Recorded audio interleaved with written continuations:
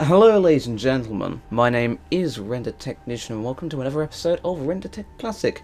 In this episode we're going to be playing Five Nights at Freddy's 4, which I've already said in the canonical series is probably the worst of the games. Now the jump scares are really good, really well done, and are probably the scariest in the series, but in terms of gameplay, the gameplay is very unrefined and there's a lot of balancing issues. But as you can tell from the title screen, the models look absolutely incredible. Scott really outdid himself with a withered sort of look. If you're thinking the game looks a bit low res, that's because it is. It's running at the same resolution as FNAF 2 and 3, so that's 1024 by 768. And obviously you've got this mini game which sort of introduces the player to Fredbear and your character. In sort of a creepier way. What did you do this time? He locked you in the room again. Don't be scared, I'm here with you. And this done sort of a whole theory of, is this just a dream? Which kind of makes plausible sense, actually. I mean, you can tell that this is your bedroom because of the, where the bed's positioned and the fan's positioned. Tomorrow's another day. Now, this game had a really troubled start. When it first launched, there were so many problems with this game, it was just stupid. One of the main examples is the breathing, which could be heard, wouldn't be loud enough so you could barely hear it. So you'd be like, what the hell was that? And you wouldn't actually know.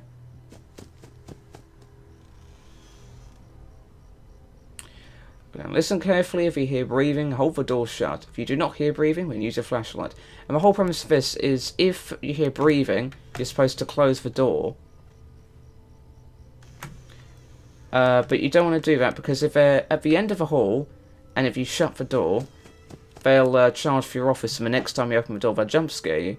Now one way to beat that is close the door, wait, open it, can you hear breathing? No. Then hit it, the flashlight, and if you can, then you just need to close the door. You do need to wait. Right, press X to hide tips.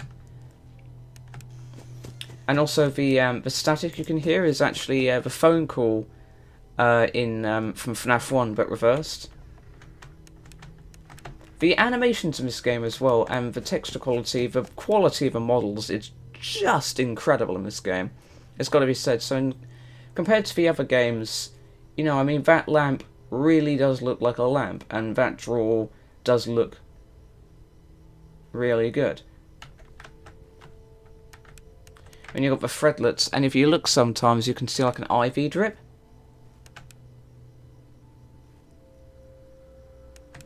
Again, this game is really...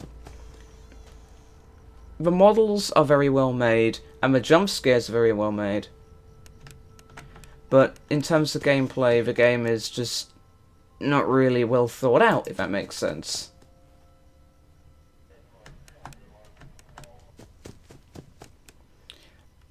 And so someone actually took that stand. They obviously cracked open the game's files and tried to find the... you know what it was, and they found that if you reversed it and just distorted it slightly, you can make out that it was the phone call from FNAF 1.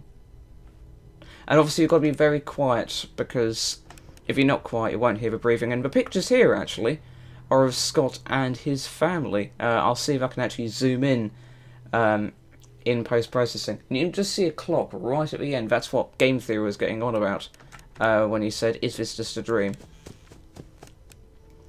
So Chica, it's similar to FNAF 1. So Chica comes from the right, Bonnie comes from the left, you've got Foxy in the closet, and then you've got Freddy behind you. On the later nights you'll have Fredbear to worry about, and then on the final night you'll have Nightmare, who's like a sort of nightmare version of Fredbear. The breathing, if you've never played FNAF 4 breathing sounds like this. It sounds exactly like that, but it's like it's muffled, but really close to the cam. Okay, now we need to step up our game.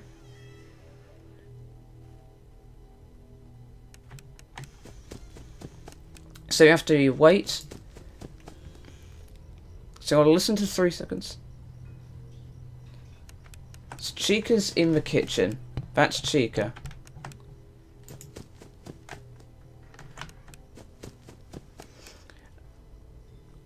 Because in the original game, Chica would go in the kitchen and she'd make that ambience. And that's her.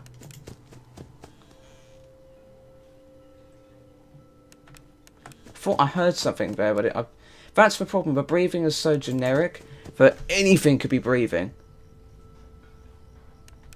So, my earphone rubbing against my t-shirt or anything could be that breathing. And you just gotta take your time to working out what it is. And I can hear somebody.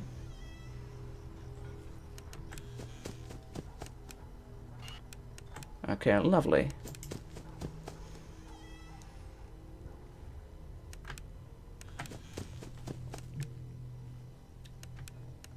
There'll also be like a footstep noise, so you know what the animatronics are.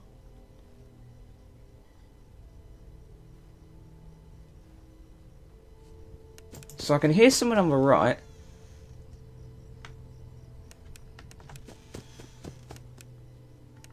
And as they get closer, because they've got a timer of when they'll jump scare you, they'll actually, the flashlight will start to die, and that's how you know they're going to get into your office. And then this is sort of like, on the later nights, you've got to keep an eye on Foxy as well. So you've got to flash him, come to the left, swing to the right. And then you've got to swing by, check on Freddy, and then go to the right. So you've got to do it very quickly. So let's swing around. Let's go for Foxy, nobody there. Go to the left. And there you have it. That's FNAF 4. Mechanically, it is quite unbalanced, and it does take some time to get used to and master, but you can do it. 4 days until the party. We'll have to show off the before we go. We'll have to show off Fun with Plush Trap. You know he is hiding again. Yeah, but your idiot brother just comes around and scares you. Right, he's behind the TV. There it is.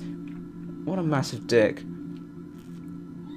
Nobody take that out of context, alright? Tomorrow is another day. Okay, Fun with Plush Trap.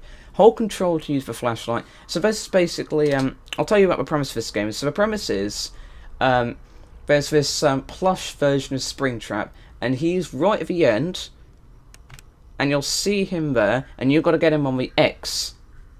So let's just, yeah, it's really unnerving because you don't know where he is, and he just jumps up in your face. And it's like, it's sort of like that. But if you, and then you've got a counter at the top right. Again, it's quite unnerving, it's quite scary. And you have to, your instinct is you need to flash him, but, you know, you can't do that if you want to win. But it progresses the next night by 2 hours, I think it is? Yeah, 2 hours. And so you just have to wait. Like you saw there, you know, you've got to try and lure him so he's off.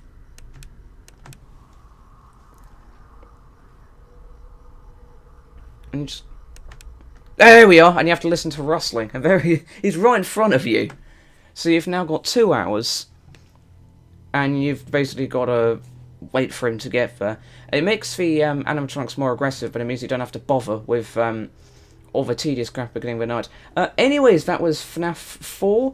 Next episode, we'll have to do FNAF World. Anyways, thank you very much for watching. And I'll see you all in the next episode. Take care.